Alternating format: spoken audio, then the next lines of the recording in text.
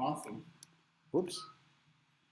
Okay, so we are recording. I am going to go back to the chat and we will open the unlockable content from the artwork that I just purchased from Matos.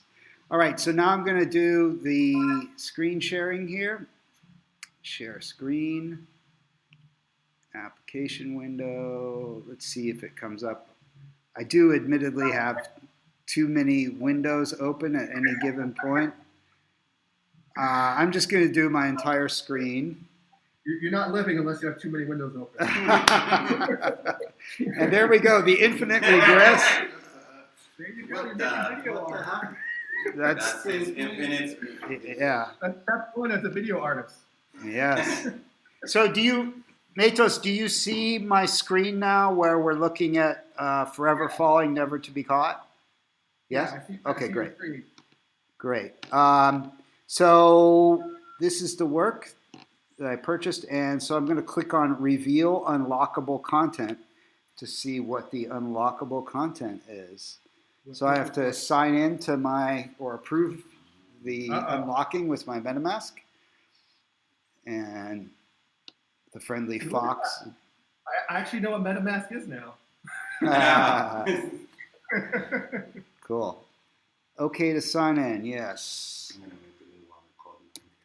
Nine tails. Unlockable. Oh, cool. Okay, so basically it's going to give me this this Dropbox link. So hopefully I did this right.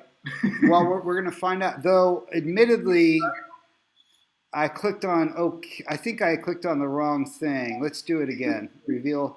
I should have clicked on the link first. Like I said, if it can be done wrong, I'll do it. Okay, so sign to okay, here we go. Yeah. So Command C. Yeah, I've never seen this process. I'm curious how it all goes. And I just copied and pasted the Dropbox link. And it is saying Dropbox Forever Falling _Matos. So looks like it's succeeding. And so basically this is the high resolution video file. Look at that. So yeah, nice. it should be a high res file. Save it for later.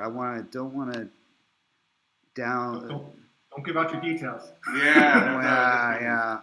Though I wonder if it's going to let me. Characters out there like me. So wait. This is a good point. So just for the viewership. Yes. So basically, when you unlocked the lock content from Matos, you were able to unlock it because you had bought the piece. You then opened to a link.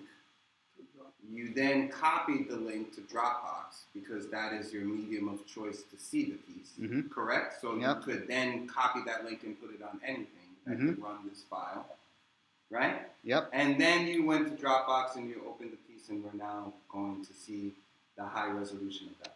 Yes. That's why you got to do it for the viewership and for myself. Right. Because it's also the process.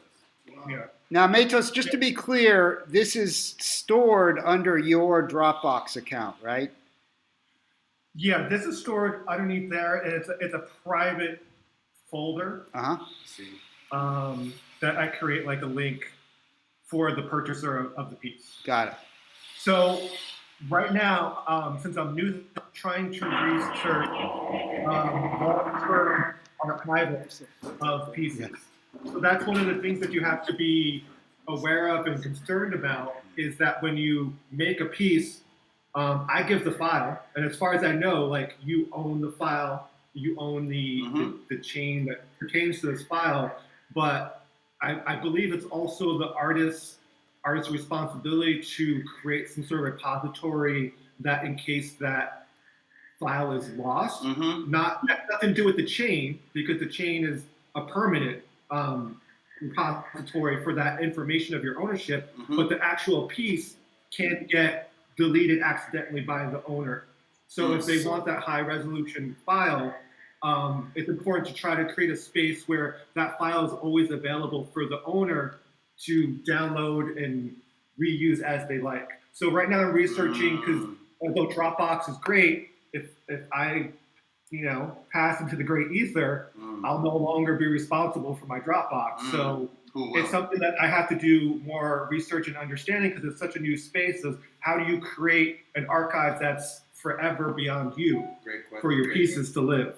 Well, That's where the I would say, as Walter is mentioning, I would say that the way to do that is a network of full nodes, meaning everybody has the entire repository of all works, right? But where each person who is supporting this network can only look at the works that they actually own or have the rights to view.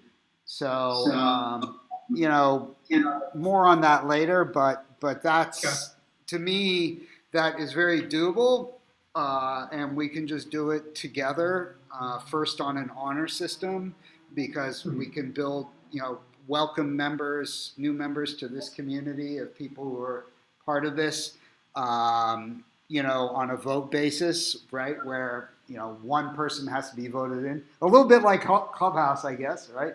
But I would just keep it much more limited until we to collectively have the resources to build in the private key system, so that each work can only be viewed if you have the private key to open it. So this is where I'm confused. So he meant that on OpenSea, right? Actually, Matos, can you hear Noté? He's a little bit broken up. I can hear Benton really clearly though. So Mentos, you mentored that on OpenSea, Yes. and then when you mentored it, I'm just confused on how you did the Dropbox with. Okay, yeah, so I'll explain the process in case people are not familiar with the actual process of uploading, and then people can refer to it later on. So basically what happens is create your account. You have to first mint your first token. But the cool thing about OpenSea is that once you mint your first token, you can continue to mint artworks, and you don't have to continue to pay the gas price to initially upload it. So it's almost like a one-time fee, and then after that, you're free to upload pieces. So that's a great place to kind of start putting your work. But the general process is you create your work, you create your master copy, which is usually your higher resolution one, and then you create a smaller size version, because OpenSea has limits onto how big the file can be. So you create two copies. You create the master copy, which is the archival copy for whoever ends up purchasing it. And you create your smaller version, and it's simply drag and drop. So you drag your smaller version in, and that's what's shown on OpenSea. Then you have to, if you don't have a Dropbox, you can create one, and it's free up until like 2 gigabytes or something. So that's also a great resource if you're strapped for cash, like most artists are, is you could just create your free Dropbox. You create a private folder, and then in that folder, you drop in your art piece, the video file, and then you can create a link to it that you can share. By you using a Dropbox, but the hash is still attached to the files.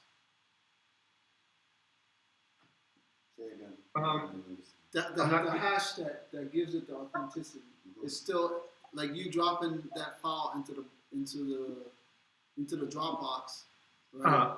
Is the hash that you Is it still secure? Is it still secure? Yeah, that's what I'm saying. It's still secure, but the thing that's that's the thing that's weird about like NFTs in general, is that like what you're purchasing is ownership of the work. So like anyone, I guess, could go to OpenSea and copy that smaller file and have access to the work and enjoy it. Exactly.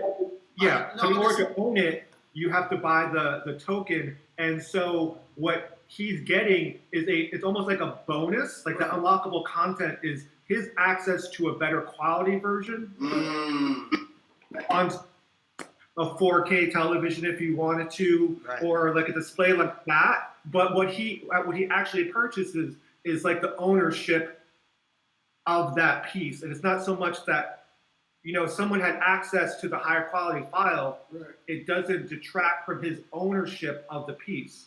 Okay. So Exactly. that's what's weird about it. Especially if the person is deciding to trade, sell, or buy later on. So Right, Matos? Is that correct? What was that? Sorry. Especially if the person is trying to buy, sell, or trade the piece later on. The ownership, the token of authenticity of ownership is the key point to that.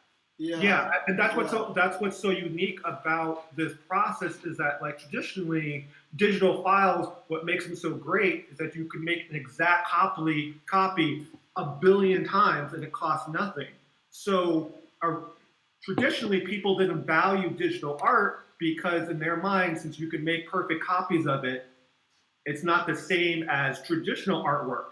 But what NFTs allow people to do is create a unique token, a unique ownership tag that says, yeah, you might have a copy, just like I can go to the store and buy a copy of the Mona Lisa, but it's not the Mona Lisa. Exactly. And so, yeah. So What Benton owns is the actual ownership, almost like the rights or a copyright to that piece of work to do whatever he wants with it. okay, so which means that if he wants to resell it on OpenSea, what would be the process of him going back to, since he just downloaded it?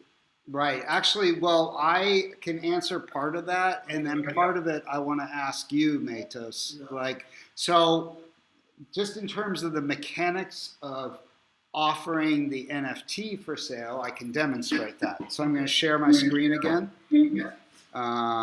And so we're going to get that crazy infinite regress again. Yes. And yes, gotta love it, right? So so now I'm going to go back to my window on OpenSea for the artwork, Forever Falling, Never to Be Caught. So because I'm signed in with my MetaMask wallet, it currently says it's from the collection or the contract by Purrfect, but it's owned by you, meaning me, right? And now because I own it, there's this button up here that says sell. Right. So I could choose to sell it. I'm not going to. Okay. So I actually have the option to set any asking price I want. Okay. I could actually, I'm pretty sure, I'm going to go ahead and click it. I'm pretty sure I could actually sell it on auction and just announce, turn around and announce on Twitter, hey, I'm the lucky owner of the first sale by Purrfect on OpenSea, and I could click right here where it says sell to the highest bidder. But I ain't gonna do that. This is interesting too, by the way. Check it out. You can actually bundle this item with others in order to sell. Oh, interesting, yeah. Yeah. Now, to finish this thought, and then I want to hear the answer to the second part of the question Just a as quick well. question. Yeah. So, because you downloaded that file that you have, if you go to sell it, do you have to take that file that you just downloaded? Well, that's the second part of the question. But before we get to it, let me go here, and I just want to point out that did it sign me out all of a sudden? No. Okay, yeah. So I just want to point out that if you go to other works of mine that were on OpenSea, not on you can see them on OpenSea, but they were minted and the NFTs were purchased on a different platform like Super Rare. All I can actually do is look at it on OpenSea, but I can't actually sell it here. You see how that sell button is not there in the corner? And then that one was from Super Rare. Correct. I would need to go to Super Rare in order So to this is sell a that. way. Well, so wait, hold on for 1 second. Yeah. Mhm. This is a question for everyone because this also came up yesterday when I was having a conversation about Mhm. this. So basically, as it stands right now, that you can only sell a digital art piece or the token or the NFT of a digital art piece from the platform that it's made from. That's not true. Okay, No. that's what It depends on how the contract is written. Good. So in the Okay. case of Rarible, Mm.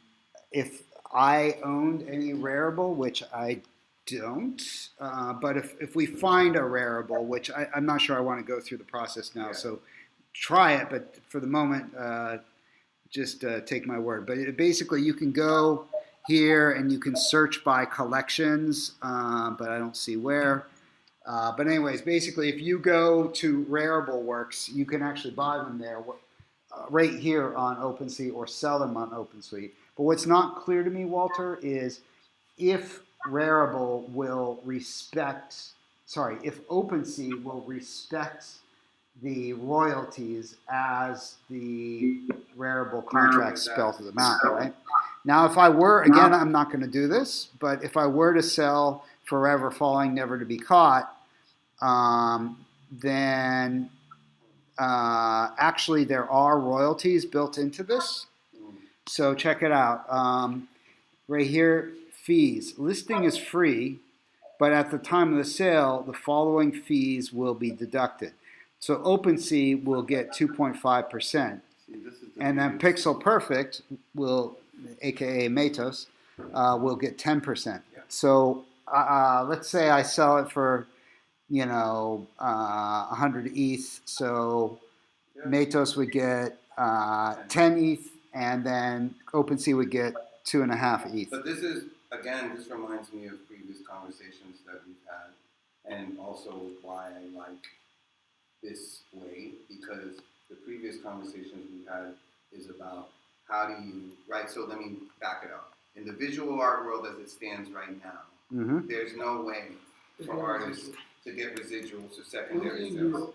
Only in Europe, right? Only in Europe. And even then, that's not standard, right? No, it's by law in Europe, though I did hear somewhere that there's talk about changing that. But currently, royalties are provided for by EU law. But you think this? But is there a structure?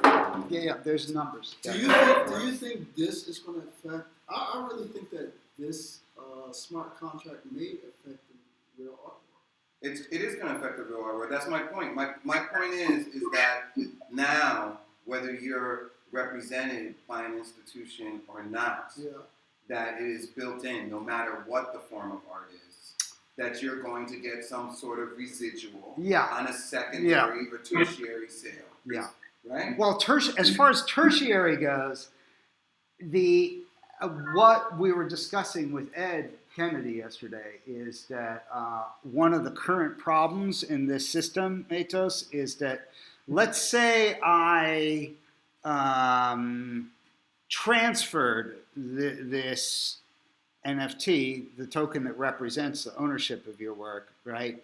And it went onto a different platform, and then someone else, sold it on another platform. Then whatever the royalty scheme that is built into that platform is the one that would be honored, right? So in other words, if it was a 5%, then you would only get 5 ETH if it was sold for 100, right? Likewise, it could be, they could have more on that platform. But I don't know all the nitty gritty of everything. Here's what I will tell you. I do know that with Super Rare, they have their own closed, hidden contract that I was told that you can't see, though I should double check that.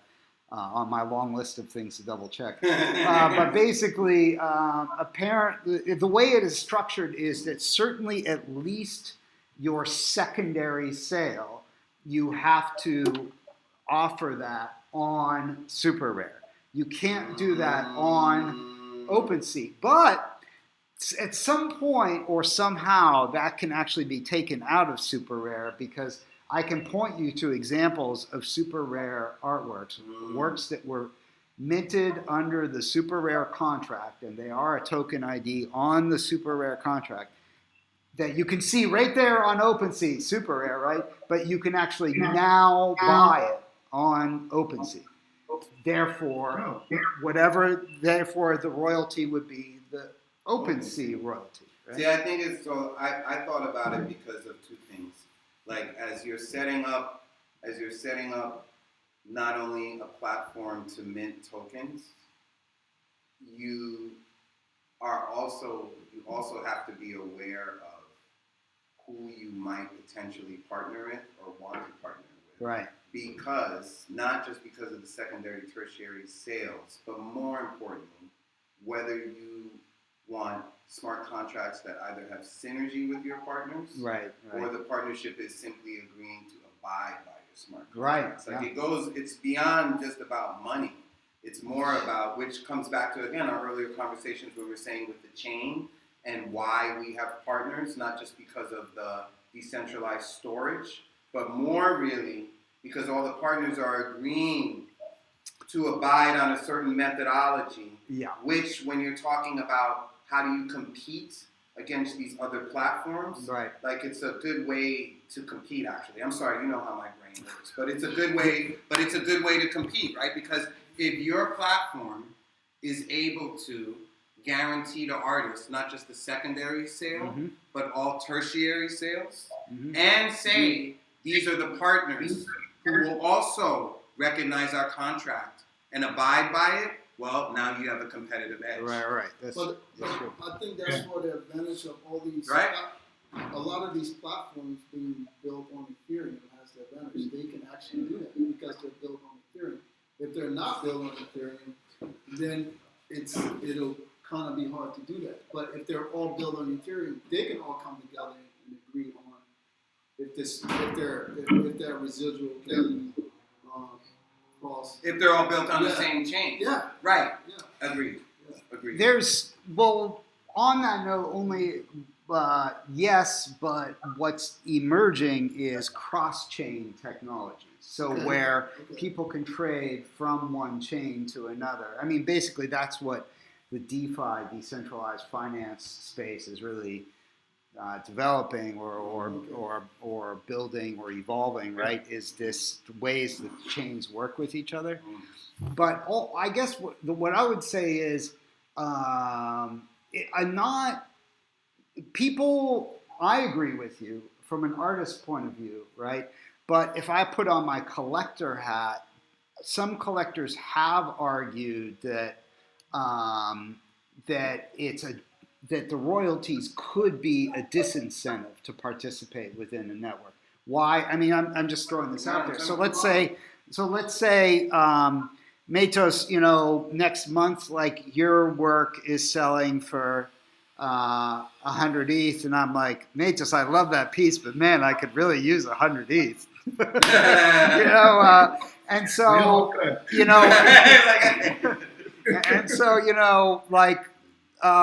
basically, I'm like, I want to sell it, right? But let's just say, I mean, I'm happy to give you your 10%, right? But let's just say there was a place where I could sell it, and I would keep 95 out of the 100 ETH, right? That's my point, though, earlier, because that's what's going to happen. So the competitive edges, that's going to happen, right? Okay. So what's going to happen is people, as more and more digital art goes into this space, people are going to go from wanting to buy it to being like, now, depending on which platform I sell it on, I'm going to make more money. That's going to happen. Greed, right? Sure, yeah. Yeah, greed. But why? So even in the initial talk, right? When you're, it's already coming into the forefront when you're buying these pieces on a smart contract. The artist's supposed to get residuals. So any collector who are buying these pieces already kind of know that it's like you're buying it, one, in support of the artist, and two, you're already having that understandable language that it is. But Noté, just talking about artwork from Africa.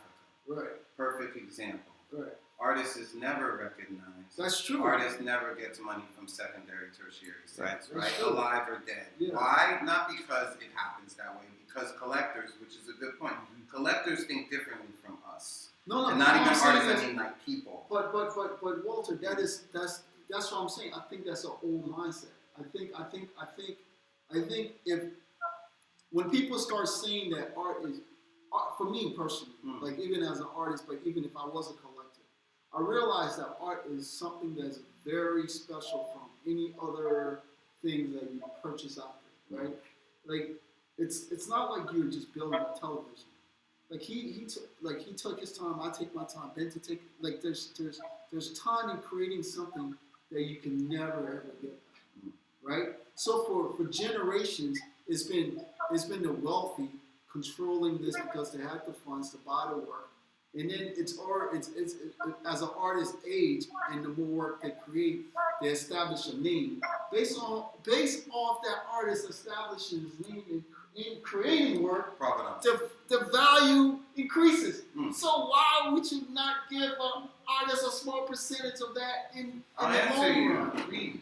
Right. Greed. Exactly. Like the answer, greed, right? It's greed. So there will always be a person who will say, you know what? Your work is a Picasso, and I'm going to steal it from you. And I'm not going to steal it from you by name. Right. I'm simply going to capitalize the value off of it. That is my favorite.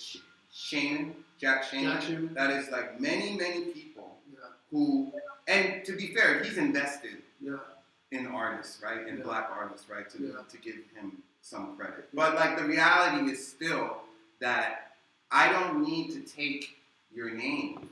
All I need is to own the piece and to take the value of the piece. Mm-hmm.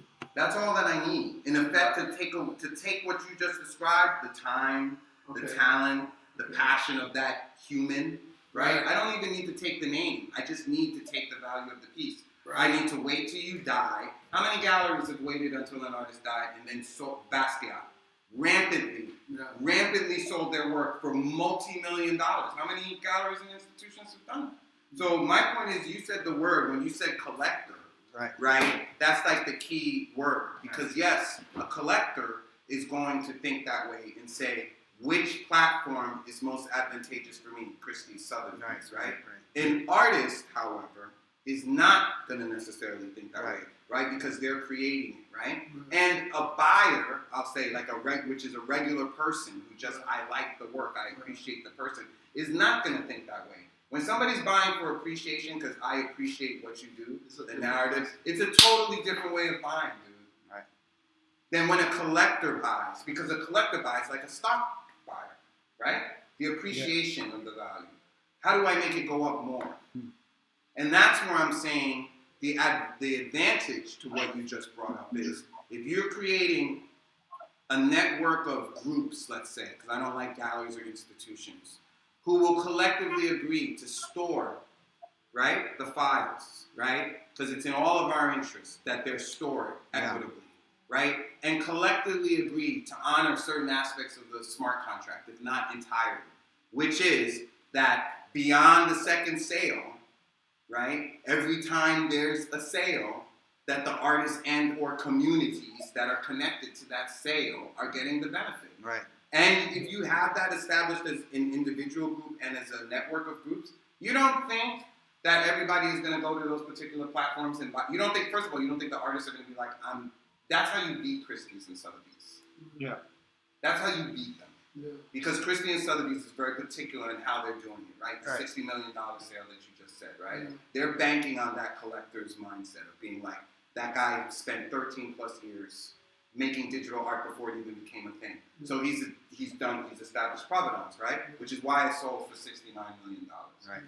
But the opposite is an artist like him or Way or any of us, if we're like, hey, there's a platform over here that the same buyers and collectors can go and buy the work, but now I retain control, and each sale is equitable, meaning not only am I getting paid, but all the other people who are connected to it, a community of people, are getting paid. That's the shift. You don't think I would?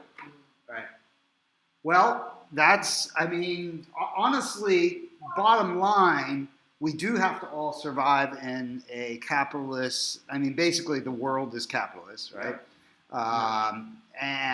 But at the same time, like ultimately, I think the key here is actually preserving culture, right? And the reason I would argue that it is the fundamental concern is because if it isn't preserved, then even the capitalists can't exploit it. Do you know what I'm saying? So to me, if you start from this place of building this networked system where a community of people is basically the other side of the coin of collector, it might be patron. In other words, someone who's an archivist, right? There's someone who's supporting art. And, their primary goal is not as a store of value nor an investment vehicle, right? So there are a lot of people, even people with money, who genuinely want to support art or bring recognition to art that hasn't been valued, right? Yeah. But forgetting about those people, like the one example I like to point to is quilts, right? Because my quilts were the artwork that I think many people grow up around, right? In my case, my family, it was the women. There were no men in my family who did quilting, right? But basically, this was a matrilineal heritage, this lineage of women quilt makers in the family, and those quilts would be passed down, preserved. My family has a quilt from, my mom has one from the 1850s that one of my ancestors made. Yeah. So basically, to me, the point here, I'm not saying that money isn't the point in a capitalist society, but it's not the paramount point. The paramount point is preservation of culture, right? And that can happen even when the artwork has no perceived value, right? No one cared about quilts other than family members until very recently. Basically, they became hip, in the past 25 years but or you know so. what's crazy about that, and it's right in line with what you're saying about preservation of our culture, is it's also in reference to the culture that you're talking about, because quilts was one of the methods used for underground railroad and beyond. They actually had maps. So depending on which culture you're talking to, they are very relevant, and even that's how people's histories have been passed down. Absolutely, right? Is through quilts. Right. And then when you put that methodology, preservation of culture, in relation to this technology, again, the brilliance would be that an artist who's working from that place creates this quilt story, right, of the world, and that's the piece, the physical piece, right?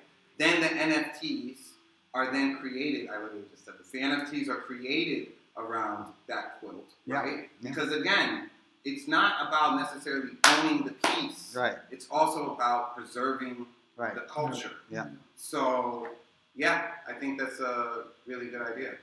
So, I just wanted to say, I think an important aspect that should be talked about is having artists in control, more control of what's being preserved. Because we were talking earlier about the commission in a way, when a piece sells. Yeah. And what's been happening, and it's important because the space is just being formed, is that artists can also undercut themselves and take a lower resale commission. Yeah. And people who are trying to break in have been taking a 2% resale commission or things like that just to make them more viable to a collector. And I think it's important that as artists, we realize the value that we're bringing and that we don't allow outside people to dictate our terms. It happens all the time. When you look about the whole labor movement, you look what happened in America, in the 80s, we used to have pensions, there used to be unions, all these things used to be part of who we were, and now they're torn apart and looked down upon.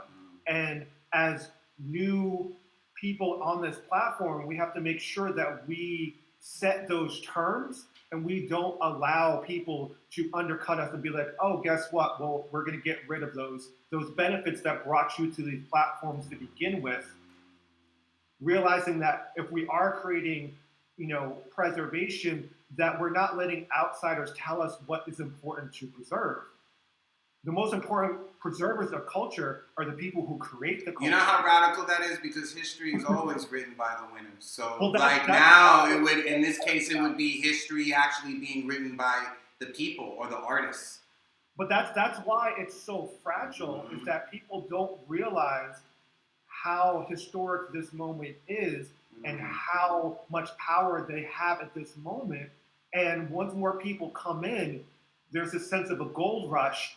And when that gold rush occurs, the values that created this platform that allow people to actually have that voice is going to be squashed when profit comes in. So it's important that people are vocal about it now, being like, yeah, it's great that people are making money, but there's a bigger picture that we have to really instill very early on, that this is the foundation of these platforms, is that the artists actually have a say, as opposed to the time in history. And if we give that up, I don't know if we'll ever get another chance like this. This might be a once-in-a-lifetime opportunity for artists to really have their say and set the terms. And if we blow it, there's no going back. I don't think that's going to happen. I gotta say, because the reason I don't think it's going to happen is just simply because I really feel as if like there's a new way of thinking about this, and I really feel as if like what we're doing in this digital way is going to affect the galleries and all of that stuff. I think it's going to affect it. I really do.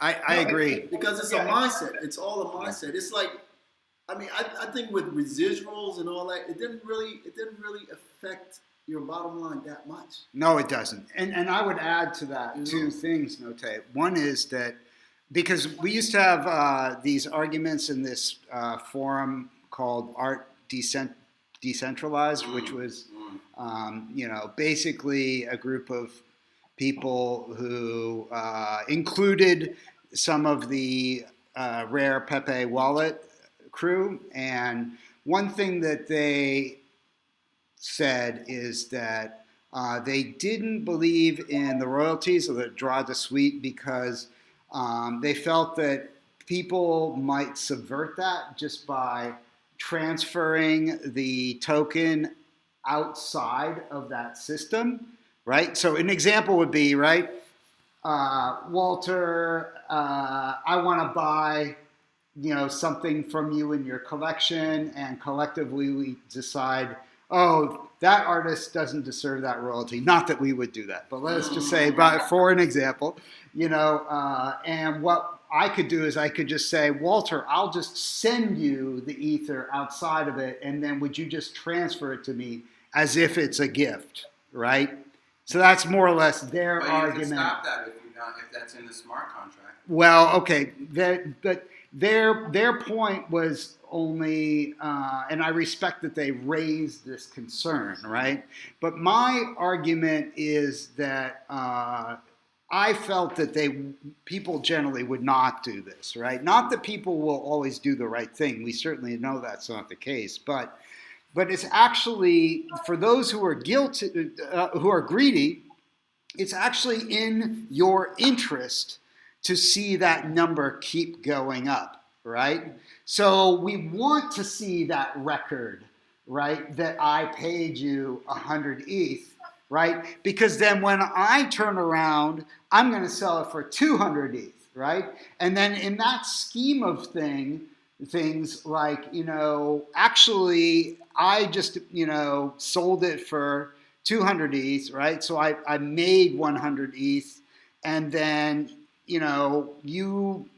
I only lost 20 ETH out of that, right? But if I hadn't gone through that system, then maybe I could only sell it for, 100 ETH. But you kind of answered your own question, though. What? Which is that if somebody thought that was the way to go, meaning like I'm going to sell outside of the system. Right.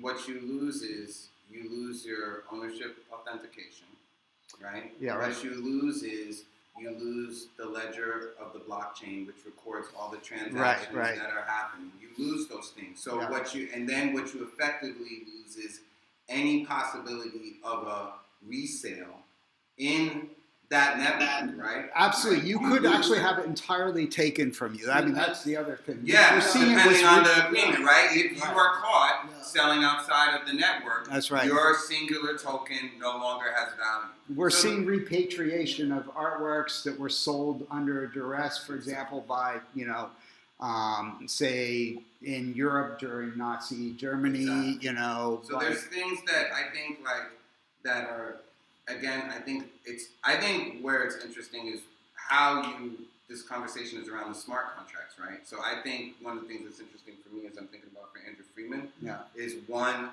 what are the things that the Andrew Freedman Home platform should have to be more attractive to artists and people, buyers, as opposed to collectors, one.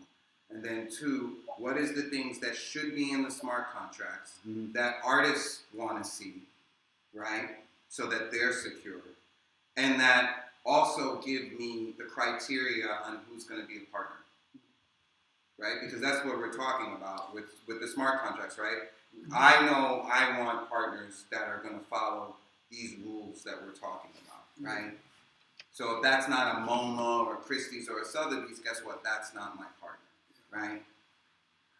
I mean, I think everything that is in a smart contract, like what's being put forth, I think it's possible for you to follow it.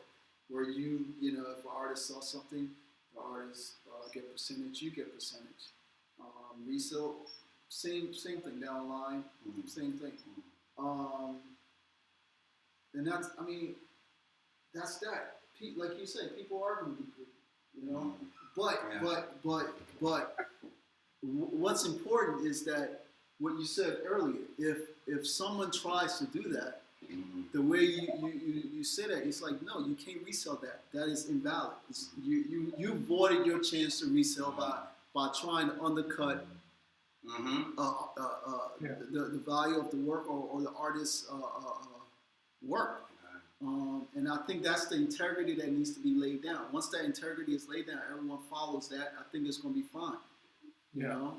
It's important that people have these conversations and that these things are made clear, because when things right now things are very liquid because everything's new. So we have to mold these things the way we want them to be before they solidify. Because once they're solid, people are just going to get screwed. People are going to get left out of the conversation. And that's the thing. We're talking about smart contracts, but so many people don't really understand what are in these contracts or what are involved. People just want to be a part of something. And it's very easy to overlook these things because there's people who get paid a lot of money to make these contracts as opaque as possible so they could get their way. And that's part of the issue with so much of the system, is that it's designed to be opaque, that you're not supposed to know what's going on, that there's people who have specialized knowledge that prevents you from moving forward. So if you guys are creating things that are going to empower people, it's important that they understand things like a smart contract and how to read these things. Because there's so many people, I come from skateboard culture. I grew up skateboarding. I still skateboard now. Whole life. It's influenced everything I've ever done. And I've seen so many people come up in the industry and have no idea how to navigate these things, not knowing that you have to pay taxes because you're plucked from obscurity. You're so used to not having anything that when you get something, you don't comprehend what it is. And it's so easy to be taken advantage of when you're look at the shiny thing, and you're not realizing that you're not perceiving the whole picture. And so that's super important. It's just to empower people not only to participate, but to take ownership of what's going on and to continually question and make sure that they just don't accept things as they are. But they lay down their gauntlet and say, this is what's important. This is what's important for all of us to know. and teach each other how to do these things, how to navigate these spaces, not only just to upload, but like, I really have no idea what I signed into. I just knew that like, hey, if I put it up there, there's a chance that there might be people who appreciate my work and I could spend more time working and less time focusing on survival. Because survival, if you focus on survival, that's the death of art. Like you can't make brilliant things if you don't know if you're going to eat the next day. Those priorities, art is one of those things that's kind of like up here, and eating and survival is way more important right now. And so now that people are getting a taste of the pie and realizing that, yeah, artists are viable. I mean, especially during this pandemic, what do we all consume when we're trapped at home? We're reading books, we're watching movies, we're looking at our favorite artworks virtually. Things that kept us alive were art. It's what kept us sane when we were stuck at home, not knowing what to do. And now, like, we realize that, yeah, arts are actually important. We've been neglecting this resource for way too long. So now that we have this opportunity, let's help it flourish. Let's give it the nutrition it needs. Let's give it the things it needs to become something bigger and better. Or else it's just going to starve, like me.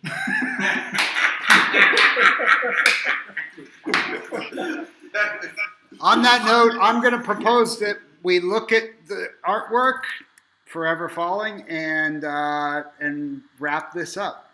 What do you say, guys? Let's look at That this sounds awesome. beautiful work. I'm going to raise the volume. Thank you for supporting art. Thank you for making art possible.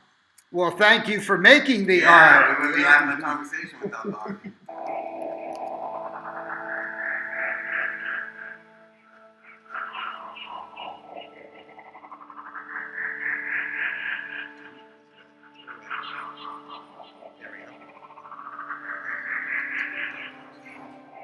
So all the sound was made on the sculpture behind you.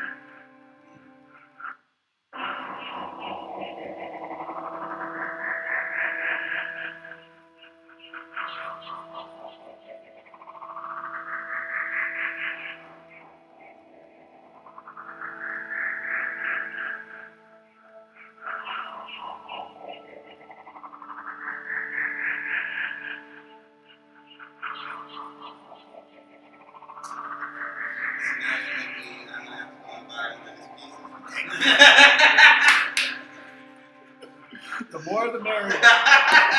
Wait a second. I got to stop this so I can go get my piece. He's gonna run to his wallet and be like, "Oh,